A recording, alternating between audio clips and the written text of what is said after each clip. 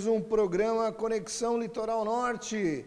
E hoje, mais que especial, hoje um programa diferente. Estou aqui em São Sebastião, mais precisamente na Praia dos Trabalhadores, onde existe, como pouca gente sabe, mas não menos importante, um museu marítimo que fala da biovida, fala dos naufrágios, fala de muita coisa, muitas histórias, um show de cultura. E aqui ao meu lado está nada menos, nada mais do que o Silvio de Ângeles. Além de ser meu amigo, é responsável pelo Museu Fundamar, não é isso, Silvio? Isso, Fundação Mar, já há 30 anos aqui no pedaço. Esse museu que fica na Praia dos Trabalhadores, além de ser uma praia muito bonita, muito organizada, muito limpinha, gostosa para vir com a família, desfrutar, tem esse museu que a gente estava aqui nos bastidores dando uma olhada, é uma aula de história. A parte dos animais, da biovida, né? Da biologia marinha. Biologia marinha, é uma aula de ciências para qualquer garotada, adulto, velhinho, não tem idade, vem que vai ter um show.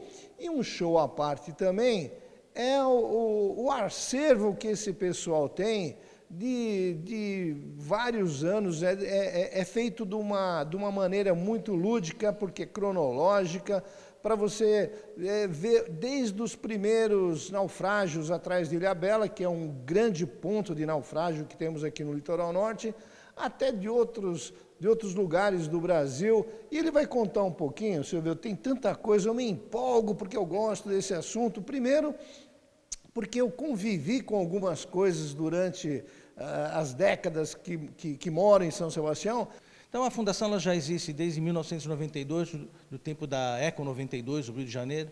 O pessoal nós se organizamos e queríamos mostrar esse potencial tanto ambiental que tem a região do Litoral Norte, especialmente aqui em São Sebastião, o canal de Ilhabela, né?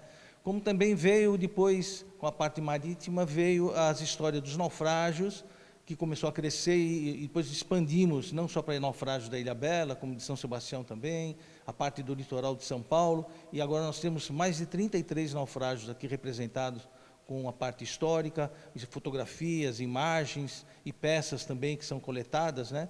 Que o nosso museu ele é credenciado pelo IPHAN para poder estar recebendo material arqueológico.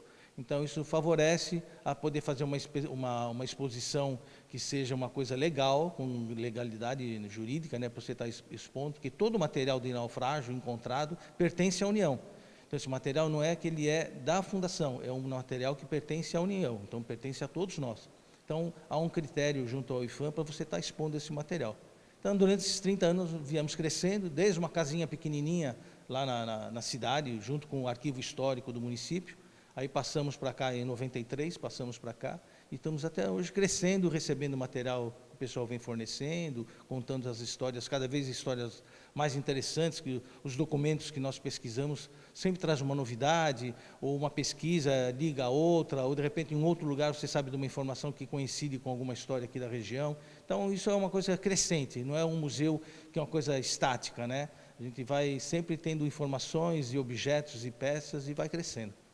O que me chama a atenção, o pessoal que está nos assistindo, eu faço um convite para vir conhecer esse museu, que esse museu é uma ONG, vamos falar porque é uma coisa independente, mas é uma ONG, e tem um acervo que pouca gente sabe, mas é um dos, se não for o maior acervo do Litoral Norte, eu acho que é o maior, né, Silvio? É o maior, com certeza, mais de 10 mil peças nós temos.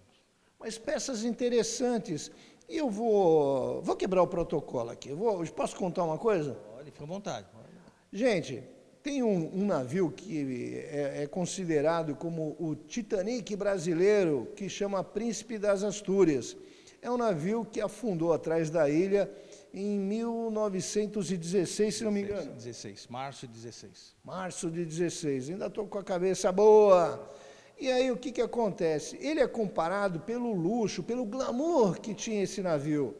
E esse navio tinha um brasileiro que sobreviveu, que tem história, não me recordo o nome. José Viana. José Viana. Ele é um brasileiro e aqui no museu temos, pasmem, em seu acervo a camisa original que ele utilizava no dia, não é isso? Exatamente, mais de 100 anos, né? Mais de 100 anos. E tem uma outra curiosidade também, que você até me contou nos bastidores, que um dos parentes dele mora aqui na região. Mora na região e, por coincidência, trabalha, ele é veterinário e trabalha aqui no balneário também, né? Então ele veio visitar o museu e contou a história dele, do bisavô dele, e foi muito interessante. Ele trouxe a família depois para conhecer. É umas coisas assim que a gente... Esses mistérios da vida, né? De repente o bisneto vem trabalhar na praia onde está exposta a camiseta do bisavô dele, então é muito mistério. Silvio, o mundo é pequeno, o universo conspira a favor, quando a coisa é boa, porque quando conspira contra também sai de baixo. Em relação a esse acervo, tem muita coisa interessante, tem salvado, como é que se fala? As coisas que se retiram do... Salvamento mesmo que chama, salvamento. O salvamento. Tem muita coisa aqui, muito interessante, inclusive, a gente vai falar dos naufrágios, que é o carro-chefe, vamos dizer assim, mas tem também de um avião que caiu na década de 60, se não me engano. 57. 57. E tem destroços desse avião aqui também, que é uma coisa assim que é história. Sim, é história viva, né?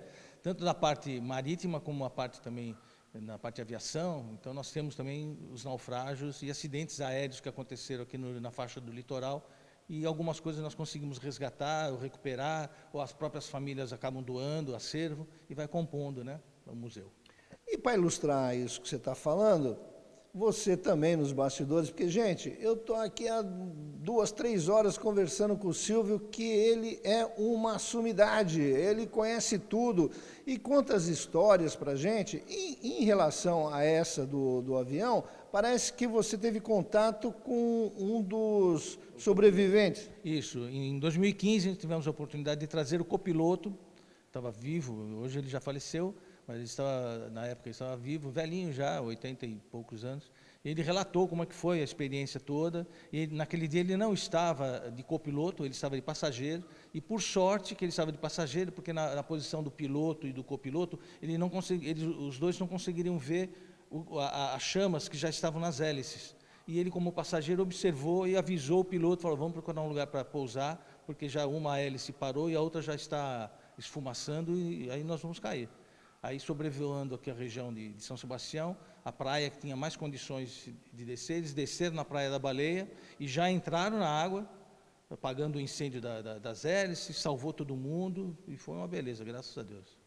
Pois é, coisa que não aconteceu na tragédia do Príncipe das Astúrias, porque foi uma tragédia, conforme já relatamos, que mais de 400 pessoas faleceram.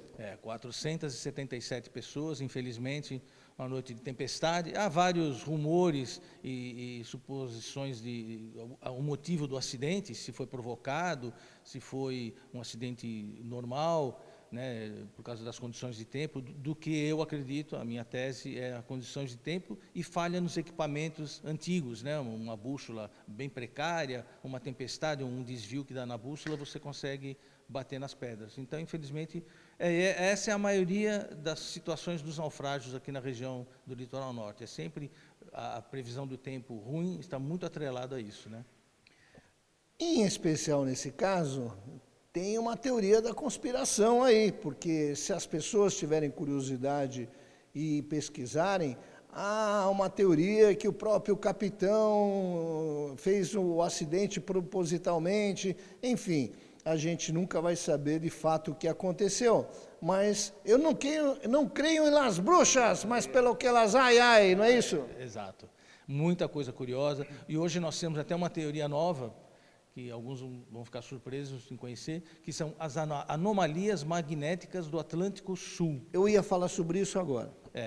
Essas anomalias acontecem, hoje cada vez mais os cientistas conseguem estar provando essas anomalias, que é uma parte física com o magnetismo da Terra e das explosões solares, e que afetam equipamentos de navegação, de comunicação, e isso há muito tempo, inclusive no tempo desses naufrágios. Então, entre as possibilidades, as causas de um possível acidente, uma delas também é as anomalias magnéticas do Atlântico Sul, que quem quiser pesquisar na internet vai ficar surpreso do que ela acontece. Só para você ter uma ideia, agora em 2016, o Japão perdeu um satélite, porque passou pela nossa região do Atlântico Sul, sem a cobertura necessária nos equipamentos, e acabou dando uma desconfiguração ali, e acabou se perdendo. Então, o Japão perdeu um satélite devido às anomalias magnéticas, né? Então, a influência dela no campo magnético da Terra é muito grande. Na realidade, a gente ouvia falar sobre as pedras puxam o navio, parece um imã que atrai o navio. Tanto é que Ilhabela, o contorno da Ilhabela, em determinado... Como é que chama aquela praia atrás da ilha que tem um monte de... Castelhanos, Praia da Fome... Então, Castelhano, Praia da Fome, aquelas praias arredores lá, de Costão também, elas são praias que têm uma incidência de naufrágio muito grande. E não é só o mau tempo, não é coincidência, alguma coisa tem, né?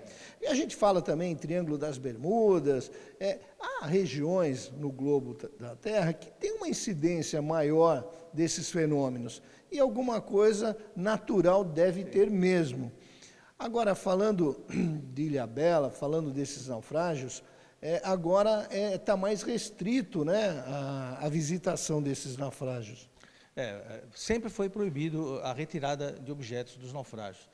O mergulho, ele é livre, a pessoa pode mergulhar, pode fotografar, mas não pode retirar nada. Então, para você retirar e poder tirar alguma coisa, tem que ser através de uma pesquisa inscrita no IPHAN, onde o pessoal da Marinha e do próprio IPHAN, os mergulhadores e arqueólogos responsáveis vão poder estar acompanhando, e vai ter que ter um motivo da pesquisa, não é só retirar porque quer mostrar para as pessoas. Então tem que ter um estudo para saber identificar melhor o navio, o que ele carregava, para onde ele ia, qual o motivo que foi feito, aconteceu o acidente. Então tem que ter uma justificativa, e só a partir disso você pode estar pesquisando e retirando algum material, salvando algum material, justamente para servir de prova testemunhal, né, do próprio material, para poder estar contando a história do acidente, né? Porque imagina vocês, se todo mundo que for fazer um mergulho lá for tirar alguma coisa, daqui a pouco não tem mais nada. E falando em tirar, tem uma pessoa que eu quero registrar aqui, que é uma pessoa muito boa, uma pessoa que eu tenho uma admiração e um carinho muito grande, que é o Giannis Platon. Sim, já foi diretor nosso aqui, já foi presidente uma época também, e muita coisa, muita colaboração dele da parte histórica e própria vivência dele, né? Conhece muito? Muito, já mergulhou em vários naufrágios. Então, o depoimento dele e a participação dele na época, também contribuímos na confecção do livro dele, Enigmas de Ilhabela. Então, é muita coisa que vem somar, e somam até hoje, mas sempre se pautando na parte científica, na parte legal da coisa, para não poder estar desvirtuando, né? Giannis, um abraço, um beijo no teu coração. E seu livro é magnífico, um livro bom. Procurem aí o livro do Giannis Platon, é fantástico. É isso aí. Gente, falando mais de naufrágios aí, a gente tem umas coisas muito interessantes aqui nessa região, principalmente no canal de São Sebastião. O canal de São Sebastião foi palco do Alina P. O Alina P era um petroleiro que houve um desastre, né? Houve uma explosão interna e acabou naufragando aqui em frente ao balneário dos trabalhadores.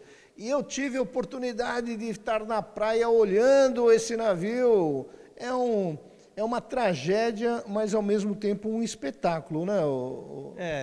São coisas que somam, né, a participação da comunidade aqui, porque é um navio que já vinha trabalhando aqui na região. Então você aguarda, não fala nada, vamos para um pequeno intervalo, tomar um cafezinho, vapt-vupt, e continuamos com esse papo bom com o nosso amigo Silvio de Ângeles.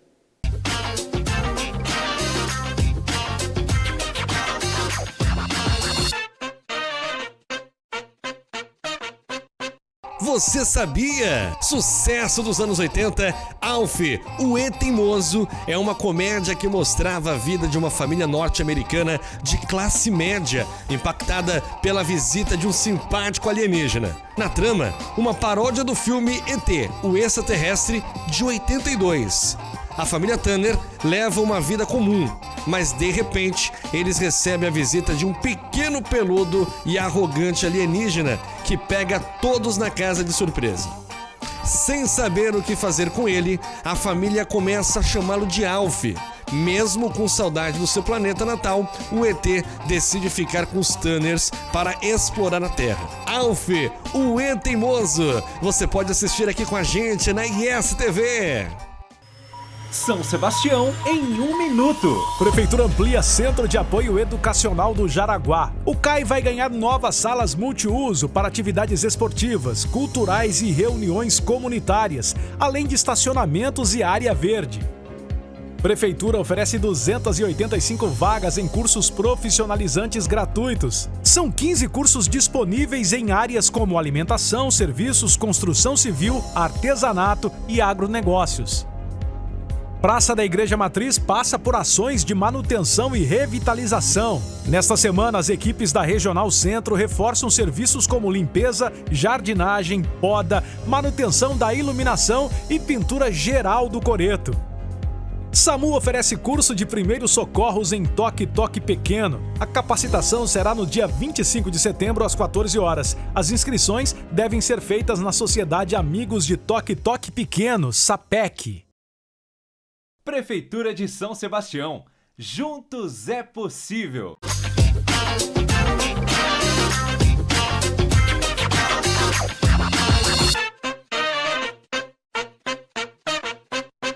Aí, tá vendo? Já estamos de volta, o café nem esfriou e já estamos de volta com Silvio de Ângeles no Fundamar, esse museu fantástico, maravilhoso, que todo mundo que está na região precisa conhecer. Falando de Alinapê, como é que foi essa tragédia, como é que foi o final da história e outra coisa, emenda já naqueles outros naufrágios importantes que você pode relatar para a gente, Silvio? Pois é, essa região nossa é muito rica com a questão dos naufrágios, principalmente em torno da Ilha Bela, mas também aqui em São Sebastião nós temos naufrágios. Nós estamos aqui na Praia do Balneário dos Trabalhadores, e entre a Praia dos Trabalhadores e a Ilha de Alcatraz, nós temos 5 naufrágios. Nós temos um navio negreiro de 1830 e pouco, agora não vou lembrar a data, mas é um navio negreiro, um cargueiro de 1915, que ia transportando carne seca do sul para o Rio de Janeiro. Nós temos 2 naufrágios do tempo da Segunda Guerra Mundial, torpedeado por submarinos alemães aqui. E nós temos o Alinapê, de 1991 para 92, o acidente que você estava relatando agora, né, que foi o último. Né? Inclusive, temos peças grandiosas aqui no museu, para quem tem a curiosidade de ver. Tem aquela luminária grande do Canal de Suez, né? É um farol, chama-se Farol de Suez. Quando o navio petroleiro vai atravessar o Canal de Suez, que ele é estreito, semelhante ao Canal do Panamá, então eles são obrigados a acender as luzes dos 2 lados do navio para poder passar mais tranquilo, olhar, observar melhor. Então, um dos faróis nós conseguimos recuperar, porque no acidente de 92 do Alinapê, ele explodiu. Depois, se você quiser, eu conto detalhes da explosão dele. E nisso, um dos faróis acabou se perdendo e o outro nós recuperamos e aqui está em exposição. Aqui. Uma peça magnífica, tem mais de 2 metros de altura, grandiosa. Silvio, vamos falar de Alinapê um pouquinho? Porque é uma coisa que eu estava na praia, eu vi, testemunha ocular do fato. E é uma coisa assim que eu falei, né? E repito, é uma tragédia, mas é um espetáculo. Eles cortaram o navio e mandaram esse navio do que sobrou, que não foi resgatado, eles jogaram em alto mar para servir de viveiro, é isso? A história dele é o seguinte, em dezembro de 91, ele descarregou nafta no terminal de petróleo aqui da cidade. E após terminar a descarga de nafta, o navio petroleiro, quando ele está carregado, ele fica carregado com gás depois, né? Sai o petróleo, sai o produto e ele fica com gás. E esses navios antigos que a Petrobras contratava não tinham algumas válvulas que hoje já são obrigatórias para descompensar esse gás que fica dentro do navio. Então, ele acabou de descarregar a nafta no terminal e estava já no dia 31 para passagem de ano, eles queriam fazer a comemoração a bordo, né? Ele falou, então vamos tirar o navio daqui, fica cheirando muito nafta, é desagradável. E eles trouxeram o navio até aqui, em frente ao balneário, entre o balneário e a praia de Bariqueçaba. Quando eles foram soltar o ferro, né, soltar a âncora, isso já era no final da tarde para de noite, que a festa seria à noite. Quando ele foi soltar a âncora, a ferragem da âncora fez faísca no navio e explodiu. Não tinha aquelas válvulas de soltar o gás, e ele acabou explodindo e estourou o navio inteiro, se partiu. Infelizmente faleceu uma pessoa, né, um dos tripulantes. Ele era africano, ele faleceu. Os outros conseguiram se salvar e ficou o navio um bom tempo em chamas, até vir todo mundo, apagar um incêndio, e depois ficaram alguns meses ainda para cortar todo o navio, se desfazer. Uma parte da ferragem estaria provocando, atrapalhando um pouco a navegação na entrada do canal. Então eles cortaram a parte de trás do navio, onde fica todas as cabines, então cortaram, isolaram, e ela foi levada a algumas milhas distantes para poder estar liberando a entrada do canal de São Sebastião. Na época nós se manifestamos e queríamos que essa peça ficasse mais próxima para poder fazer mergulhos e tal, mas isso em 91, 92, nós não tínhamos ainda tanto conhecimento de como proceder, de como fazer, e acabou não dando tempo de permanecer a parte de trás da casaria toda do navio, e foi levado embora. E depois, o restante que ficou aqui, tem uma empresa chamada Superpesa, veio retalhar todo o navio e levar para sucata mesmo, né? E aí surgiu outros equipamentos que a gente tem aqui em exposição. Você está vendo, gente, o que é história? História é isso, é saber o que aconteceu, qual foi o fim. E eu tenho uma curiosidade também, Silvio, que disseram para mim na época que o Alina P já estava em final de carreira, tipo assim, seria uma das últimas, ou não sequer a última viagem, que depois ia se aposentar.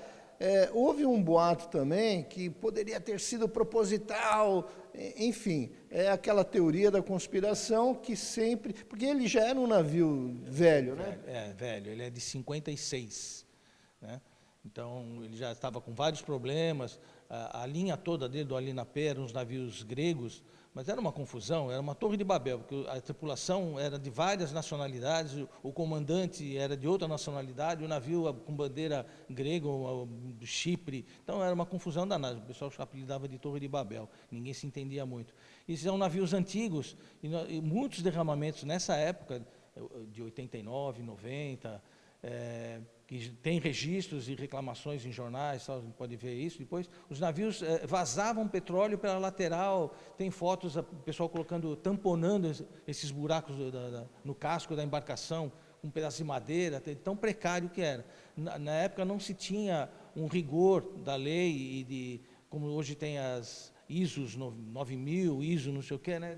Para vocês entenderem, hoje tem que ter casco duplo, com segurança. Antigamente já não tinha essa consciência ecológica, de responsabilidade. Hoje já tem. Hoje o navio tem a sua vida útil, pré-programada, ou seja, é para 20 anos, deu 20 anos, não interessa se o navio ainda tem condições ou não de navegar, ele perde a licença, é cortado. Eu vi isso daí, viu, Silvio, em navios de turismo. Navios cruzeiros. Eu falei, caramba, dá uma dó você ver cortar aqueles navios. Aí me explicaram, não, Oliver, é que o navio também tem vida útil. Então, antes de dar problema, ele já coloca no seu máximo de tempo disponível e vai para corte. Exatamente, às vezes é o que acontece. Silvio, vamos falar agora de coisas... Curiosidades, não, atuais a gente fala depois. Aqui é divertimento, polêmica. Você já ouviu falar de Verão na Lata? Esse eu já ouvi. Naquela época estava aqui também em São Sebastião. Deixa eu falar uma coisa, gente. Ele ouviu e usufruiu. Eu não falo. Se alguém me perguntar, eu nego. Ele vai explicar o que é, porque é uma coisa tão interessante, tão bacana, que é o Verão na Lata. Mas eu não vou falar não, vou deixar que o Silvio fala. Silvio, fala pra gente o que é o Verão na Lata. Essa é mais uma das curiosidades aqui, não só da região, a região participou também, o naufrágio desse navio não foi nessa época, depois ele acaba naufragando no litoral do Rio de Janeiro. Mas na época ele chamava-se Solano Star. Era um navio... Um minutinho. Esse Solano Star, muita gente que está nos assistindo deve estar com os olhinhos brilhando. Era época boa. Ele veio com drogas, com maconha, enlatada, prensada, em latas de suco. Por fora você achava que era uma lata de suco. Veio da Ásia e ia para Miami, Estados Unidos. E a polícia sabia a trajetória da rota dele, que ele ia passar pelo Brasil. E foi avisado a polícia, na época, em 87, isso, de que ele poderia estar passando aqui para ficar atento, né? E realmente, quando ele estava passando por aqui, deu um problema mecânico e ele precisaria parar em algum porto para poder arrumar o motor do navio. Só que ele estava carregado com drogas. O que eles fizeram? Eles pegaram as latas e jogaram para fora, jogaram no mar. Eles ficaram só com as latas vazias dentro do navio, mas a maioria, todas as latas contendo a maconha, que estava embalada, jogaram. Aí encostaram no porto do Rio de Janeiro para poder arrumar o navio. A Polícia Federal chegou em cima, vasculhou o navio inteiro, não achou nada, só ficou o cozinheiro tomando conta do navio. E falou, não, o pessoal saiu para ver se arrumou o motor, para a gente continuar a viagem e tal. Mas não tinha o porquê prender o navio e nem ninguém ali. Bom, uma semana depois que o navio estava parado lá, essas latas que eles jogaram em alto mar começaram a aparecer boiando no litoral do Paraná, São Paulo, Rio de Janeiro. Então, e justamente foi na época de verão. E essas latas iam chegando e o pessoal não sabia. Primeiro, a embalagem em si, de papel por fora, soltou, ficava só aquela lata fechada hermeticamente, então não tinha como afundar. E ela vinha boiando e a pessoa, quando começaram a descobrir o que tinha dentro da lata, aí foi aquela correria. Então, até no YouTube tem um filminho, chama Verão da Lata, no YouTube, que conta mais detalhes, algumas imagens, né? E foi muito interessante que as pessoas não sabiam. Então, o pessoal fazia chá, achava que a maconha era uma erva ali para fazer chá, fazia chá. O pessoal escondia, enterrava, depois de uns meses ia lá, a lata já estava toda comida e perdia-se a droga, né? Então, foi muito interessante isso. É claro, uma coisa legal, as pessoas acabavam usando, a polícia recolheu muita droga, foi apreendida aqui, no litoral inteiro de São Paulo, Paraná, Rio de Janeiro. E o cozinheiro, coitado, que ficou lá, eu não sei se ele sabia ou não a verdade da história, mas ele ficou preso. Pagou o pato? Pagou o pato. E o pessoal da tripulação, todo mundo sumiu. Aí esse navio foi confiscado pelo governo brasileiro, depois ele foi vendido, aí ele recebe um outro nome, e aí sim acontece o naufrágio dele no Rio de Janeiro, ele vira um barco de pesca, acaba afundando no Rio de Janeiro, e nós resgatamos algumas coisas, as latas originais nós temos aqui, que é do pessoal. Gente, as latas originais, Silvio, que ano que foi? 87. 87. Pasmem, eu tive a oportunidade de pegar uma lata dessa original, aqui também tem, só que o que tem dentro é fake. A lata é original, mas o que tem dentro, não venha empolgado para ver, não, o que tem dentro é fake. Mas eu tive a oportunidade, Silvio, e eu sei que você também teve a oportunidade de ver essas latas originais com conteúdo original. Sim, na época era toda uma molecada, né? Devolvemos tudo, viu, gente? Devolvemos tudo! A polícia recebia as doações das latas que o pessoal vinha recolhendo, encontrava nas praias. Então foi uma coisa diferente na época. Um verãozão que vocês têm que ver. Silvio, deixando a brincadeira de lado, a gente conta isso porque é história. A gente vê aqui, a gente viajou aqui literalmente você viaja nesse museu. Esse museu, ele vai dar depois o contato, melhor, dá agora, Silvio, depois a gente vai botar na telinha embaixo também, qual que é o contato para as pessoas, que inclusive vocês que estão nos assistindo, você que é da região, de fora, que tem alguma coisa que algum parente deixou, algum conhecido, tem algum acervo que pode ser doado, isso vai enriquecer o que já tem aqui no museu, e o museu está com esse projeto, vem que vai ser bem recebido, vai ser catalogado e vai deixar à exposição. É uma cultura que a gente está passando para frente, viu, Silvio? Eu acho que é um legado que a gente deixa para as muitas gerações que ainda vão vir, porque é o seguinte, é história, e história tem que ser contada. Dá os contatos, Silvio. Então, normalmente as pessoas mais antigas acabavam comprando objetos de naufrágios, o pessoal mergulhava, ou vinha na rede, nós tivemos muitas entregas de materiais que vieram em rede de pescadores, né? Então esse material acaba ficando em casa, às vezes a pessoa não quer mais, porque é um caco, né? Um pedaço de cerâmica, um artefato pequeno de cerâmica, ou é uma garrafa antiga, ou a própria história, a narração de uma história de um parente que viu, ou que presenciou, ou que sabe alguma informação dessa, é importante para o museu. Isso também é coletado e guardado. Então, normalmente, nós estamos aqui na Praia dos Balneários Trabalhadores, que é a Avenida Vereador Antônio Borges, 1905, Praia Grande, São Sebastião. E também temos o nosso site, www.fundaçãomar, sem cedilha, sem acento, .org.br, né? E lá também você vai ter a oportunidade de ver o primeiro museu virtual. Você vai poder estar conhecendo todas essas instalações virtualmente, andando aqui por dentro. Nós não estaremos presentes, mas você vai poder estar andando e conhecendo detalhes de cada exposição, tanto da parte dos naufrágios como da parte de biologia marinha. É muito interessante, estaremos lá. E o nosso e-mail também, fundaçãomar@gmail.com. O nosso editor vai colocar aqui direitinho, aqui embaixo, ou na hora que ele achar melhor. Vamos divulgar isso. Ô Silvio, esse lance de ter esse museu virtualmente é bacana, mas nada se compara a estar presente, estar na presença aqui do Silvio contando as histórias. Tem cada maquete de navio, para quem gosta, é impressionante a riqueza de detalhes. Você tem também esse acervo dos náufragos, que é muito bacana, além, não menos importante, da aula de biologia que você tem. Olha, aqui, ô Silvio, no futuro, quiçá um aquário conjunto seria tão bacana, né? Mas a gente vai falar agora, não é do aquário não, vamos falar de um projeto. Gente, o Silvio estava me contando aqui que ele tem um sonho, tem um projeto ambicioso, e eu vou deixar que ele fale para vocês o que esse camarada está, o que você está articulando.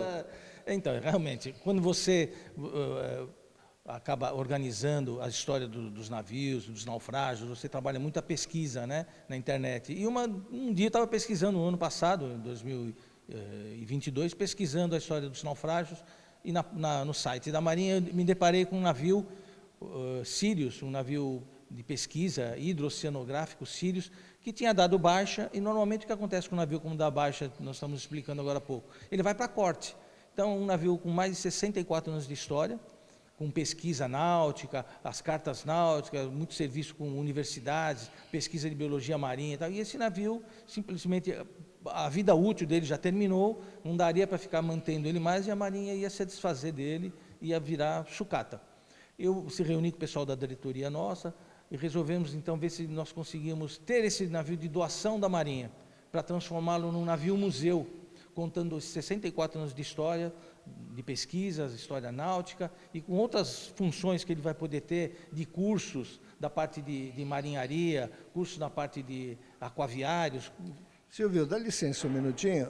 Ele está querendo dizer, gente, para o pessoal que está nos assistindo entender, que ele quer pegar um navio e colocar em cima da areia. Exato. A ideia é puxar esse navio e ele vai ficar ao lado do nosso museu e transformá-lo num navio-museu.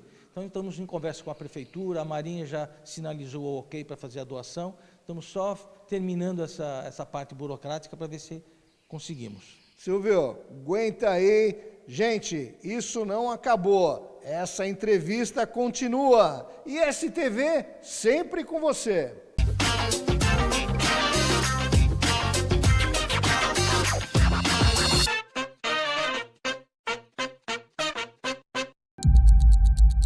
Você tem problemas com insônia?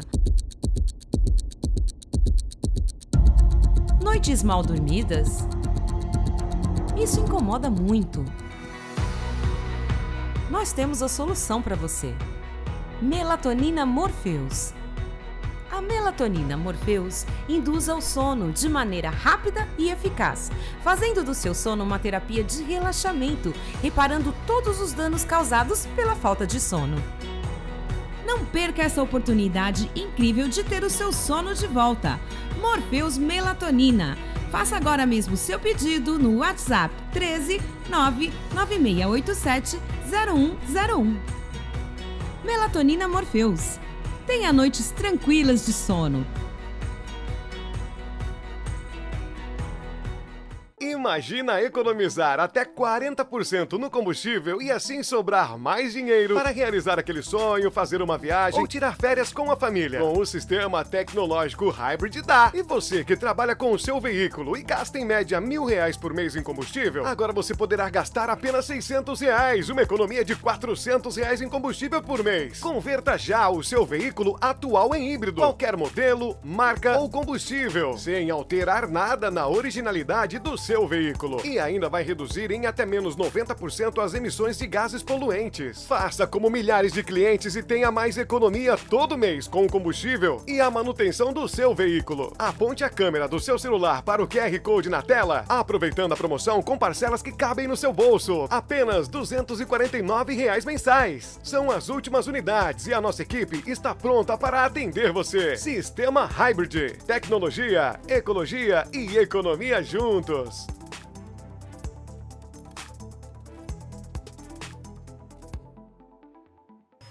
São Sebastião em 1 minuto. Prefeitura amplia Centro de Apoio Educacional do Jaraguá. O CAI vai ganhar novas salas multiuso para atividades esportivas, culturais e reuniões comunitárias, além de estacionamentos e área verde. Prefeitura oferece 285 vagas em cursos profissionalizantes gratuitos. São 15 cursos disponíveis em áreas como alimentação, serviços, construção civil, artesanato e agronegócios. Praça da Igreja Matriz passa por ações de manutenção e revitalização. Nesta semana, as equipes da Regional Centro reforçam serviços como limpeza, jardinagem, poda, manutenção da iluminação e pintura geral do coreto. SAMU oferece curso de primeiros socorros em toque-toque pequeno. A capacitação será no dia 25 de setembro às 14 horas. As inscrições devem ser feitas na Sociedade Amigos de Toque-Toque Pequeno, SAPEC. Prefeitura de São Sebastião. Juntos é possível.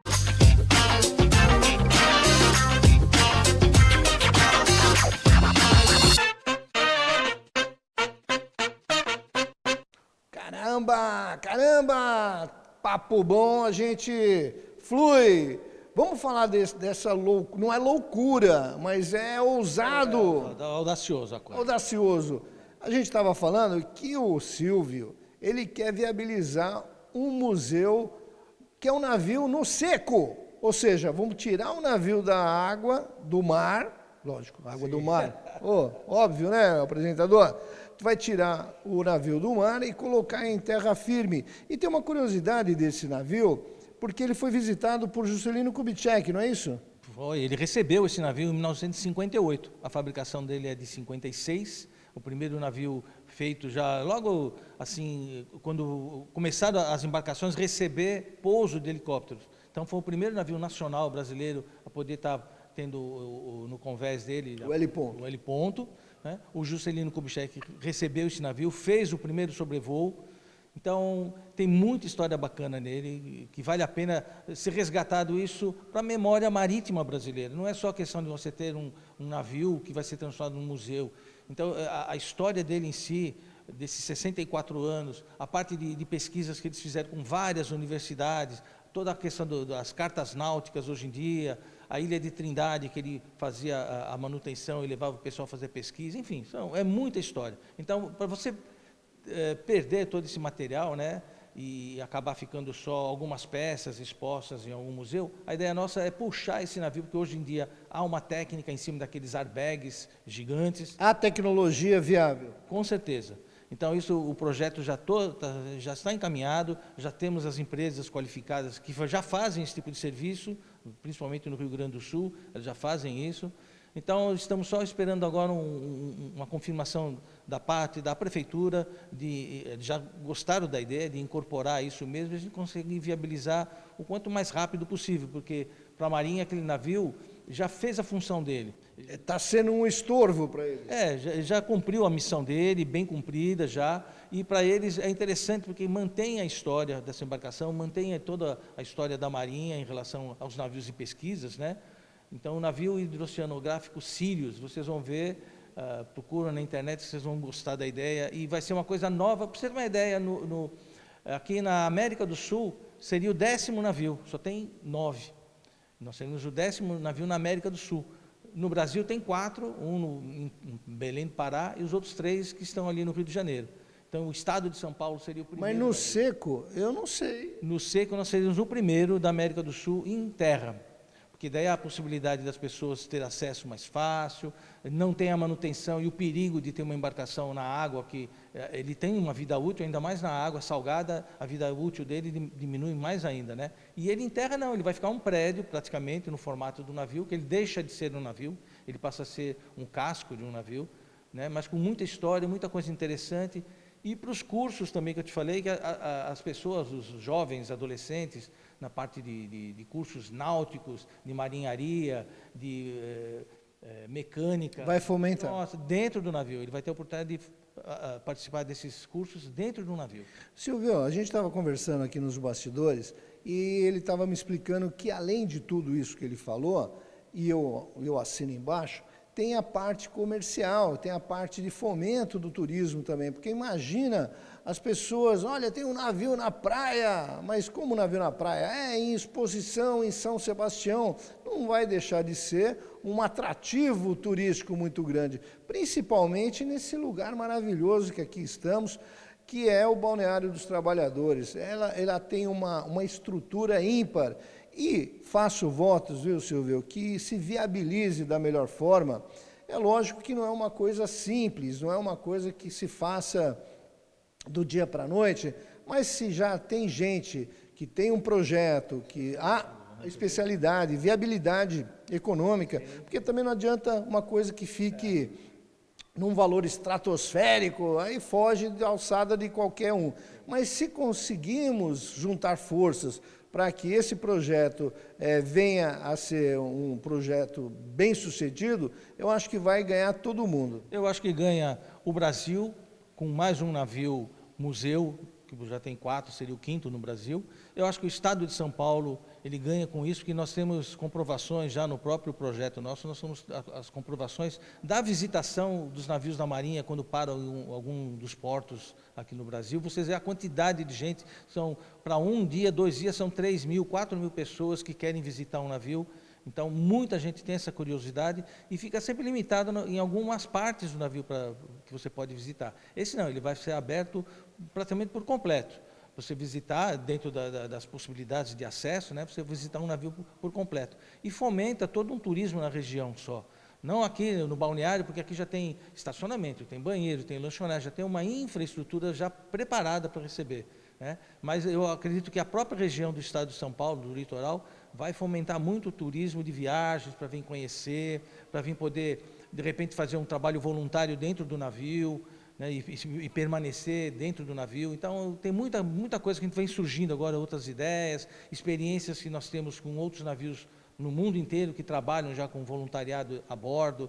Então, vai ser, eu acredito que é um sucesso para todo mundo, tanto para a Fundação, como para a história da Marinha, como para todos a parte turística aqui da região. A gente está falando dos naufrágios, da história, de naufrágios que aconteceram no canal de São Sebastião com Ilhabela, naufrágios que aconteceram fora também, porque eu vi que há requícios de naufrágios que foi feito, que é fora, vários estados. Vários estados. São 33 naufrágios expostos aqui.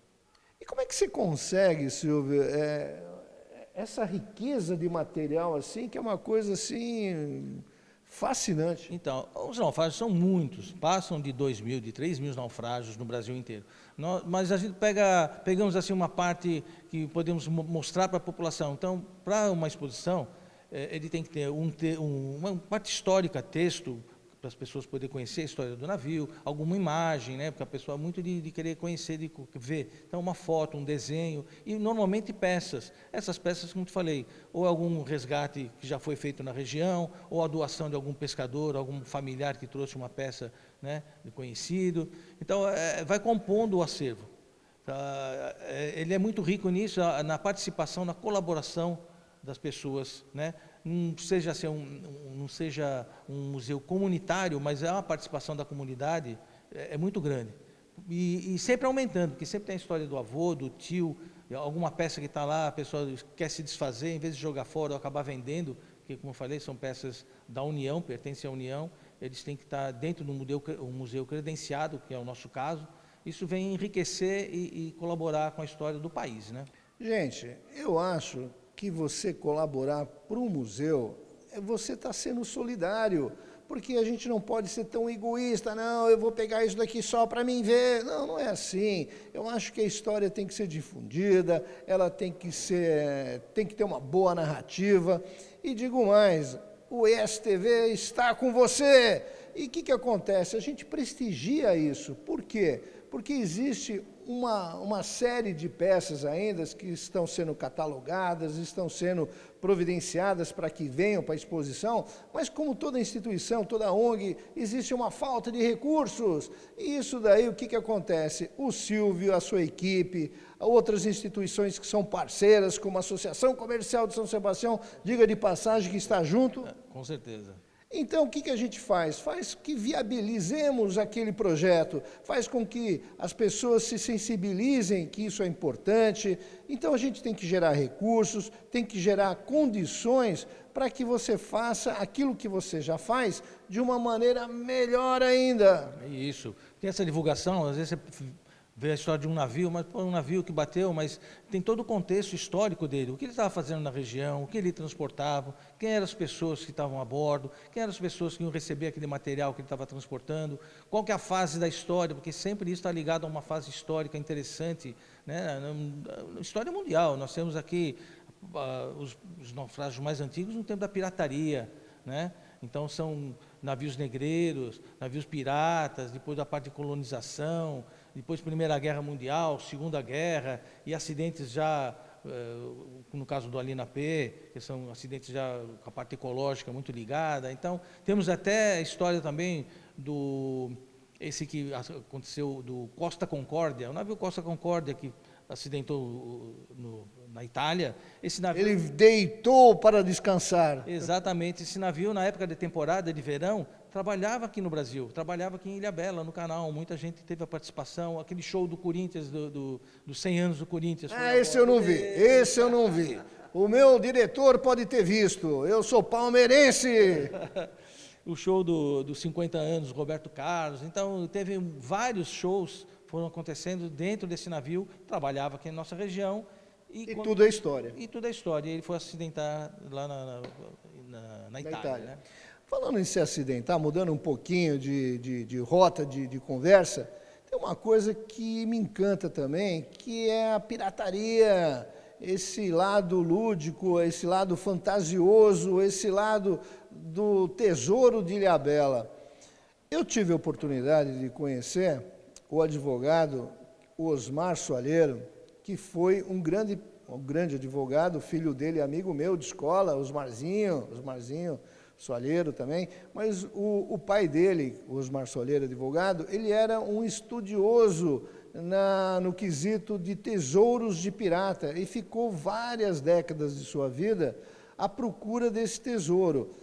E uma vez, eu na casa dele, eu falei com ele, doutor Osmar, existe esse tesouro tão cobiçado e tão grande, tão magnânimo em Ilhabela dos piratas? Ele falou assim, existe, só não foi achado. O que você me fala sobre isso? Então, realmente, eu trabalho muito com documentação histórica, documentos oficiais. Por isso que eu pergunto para quem entende. Documentos oficiais. Os mais antigos são 1721, documentos que estão no arquivo do Estado de São Paulo, e nós temos cópias digitalizadas desse material e são a base da nossa pesquisa. Então, realmente, há passagem de piratas, depois dos corsários, Silvio, não me enrola não. Eu quero saber se existe uma grande chance de ter um grande tesouro enterrado na ilha ou não. Ou é fake? Não, realmente existe. Existiram, eles escondiam mesmo o tesouro justamente. Silvio, deixa eu te falar. Se eu estiver errado, você me corrige. Na história, disseram o seguinte, que veio um grande tesouro, um tesouro de faraó, um grande tesouro, que os escravos, inclusive, foram aqueles que enterraram o tesouro. E o que acontece? Os piratas mataram todos aqueles que foram testemunhas. Aí o que aconteceu? Alguém deve ter matado os piratas, ninguém ficou sabendo onde estava o tesouro? Isso procede? Pode ser. É uma das possibilidades, né? A teoria da conspiração novamente. Exatamente, acontece, né? Eu falo isso, deixando a brincadeira de lado mais uma vez, mas que história, isso daí, ela vai no imaginário popular, sabe? Aquelas pessoas que uma vez ou outra podem ter a possibilidade de encontrar um grande tesouro. Eu acho que tudo isso é história, vira folclore, vira lenda, mas é história, e história é a riqueza da base de toda cidade, de toda região, não é isso? Com certeza. Isso vai um componente para você entender naquele momento histórico, o que aconteceu, o porquê esconder a peça, o porquê foram roubar a outra embarcação. Da onde veio aquele tesouro, para onde ia o tesouro. Isso, porque é a diferença de pirata e de corsário. O pirata, ele é um ladrão autônomo, ele é por conta dele. O corsário não, o corsário ele estava com a carta de corso, que é uma... A serviço... A serviço da rainha. Da rainha, do rei, de outro país, né? Então ele já vinha e tirava a parte dele, mas teria o compromisso de entregar o restante para o país que lhe deu a carta de corso, uma carta autorizando ele fazer o saques. Você viu? Pirata é pirata. Ou legalizado ou não legalizado. Pirata é pirata. Hoje em dia temos pirata, até na costa da África temos piratas. Tem alguns piratas aí que estão de olho na gente também, viu? Tem. Não, mas hoje em dia, mesmo com embarcações, há os piratas. Há embarcações que você está passeando e o ladrão vai com outra embarcação, chega junto de você e rouba o equipamento do seu barco, rouba o seu dinheiro e sai na embarcação. Isso acontece. Silvio, é gostoso a gente ter um bate-papo desse, e é uma entrevista diferente.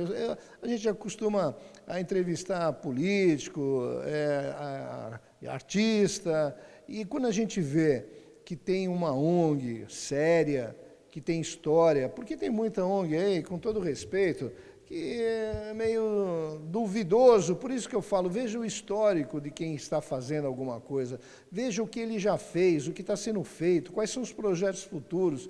Isso daí nos credencia a falar bem de alguma instituição. Por isso que eu fiz questão, e o ISTV está aqui na região sempre para divulgar o que tem de melhor, e o que é bom tem que ser divulgado mesmo. E aí, o que acontece? O resultado vem esse museu está muito bem organizado, impecavelmente limpo, nos trataram como reis aqui na nossa vinda, muito obrigado, eu agradeço de coração. E eu deixo para você também, dar um toque para o pessoal mais uma vez, convidar o pessoal para vir, visitar o museu, que tire as coisas da gaveta que não utilizem, traga. Vamos botar ênfase nessa tua campanha de doação, Eu, de minha parte, farei, que eu acho que todo mundo deve fazer o mesmo. Faça e mostre para as pessoas o quanto isso é importante. Sem dúvida. Aqui nós estamos falando do museu relacionado à parte náutica e até à parte de biologia marinha. Às vezes as pessoas têm objetos em casa e quer se desfazer, então o lugar melhor que tem é para o museu. Mas também na sua cidade, ajudar o museu da sua cidade, porque às vezes o material que você tem faz parte da história da sua cidade. Então é interessante às vezes você fazer a doação e dar força para o museu municipal da sua cidade ou de uma ONG que cuida dessa parte do museu e também fortalecer, mas também sabendo que nós estamos abertos aqui para receber a visitação de vocês ou uma peça qualquer que vocês possam ter ou uma parte da história que possa completar aqui os nossos estudos, né? Que é importante isso para o litoral norte e até para o estado de São Paulo entender como que funcionou a parte de colonização nossa, as pessoas de onde vieram, o que faziam, né? Isso é muito bom. Silvio, para encerrar o nosso assunto, a gente falou dos naufrágios, tal. Vamos falar um pouco da biovida, essa vida marinha, que eu falo que também não menos importante que as demais coisas, mas fale um pouquinho dela também, que é uma aula de Biologia marinha. Foi quando começou, a fundação ela começa na Eco 92, no Rio de Janeiro, a parte ambiental. Então, estávamos vendo a proteção e os estudos em relação aos animais marinhos, a vida marinha. Então, fomos se aprofundando, recebendo materiais também.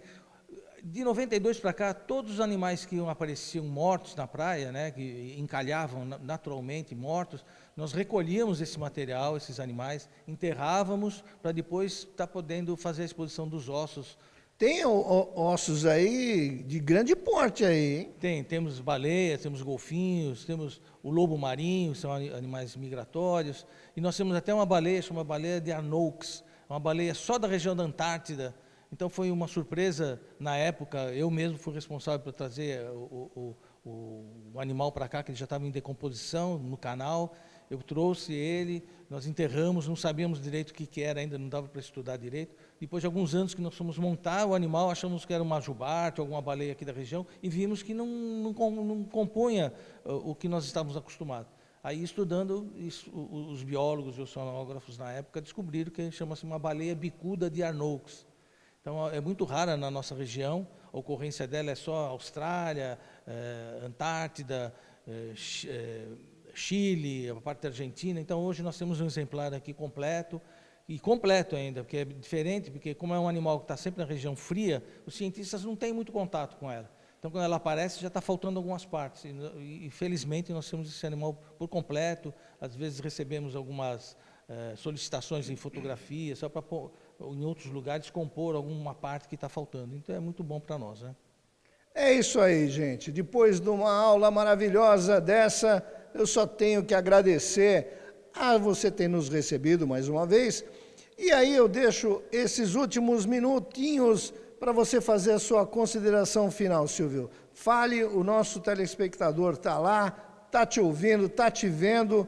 Mande um recado bom agora, Silvio. Eu quero primeiro agradecer a você, a ISTV, pela generosidade de ter vindo aqui no museu conhecer, e convido a todos que possam estar vindo pessoalmente, apesar de ter um museu virtual no nosso site, fundacãomar.org.br, vir pessoalmente, que vai passar um dia agradável aqui na praia. Temos as lanchonetes, os banheiros adaptados, estacionamento, e o preço nosso é 10 a entrada inteira e 5 meia, que é para criança, idoso, militar, professor, então uma série de outras pessoas possam estar usufruindo desse valor.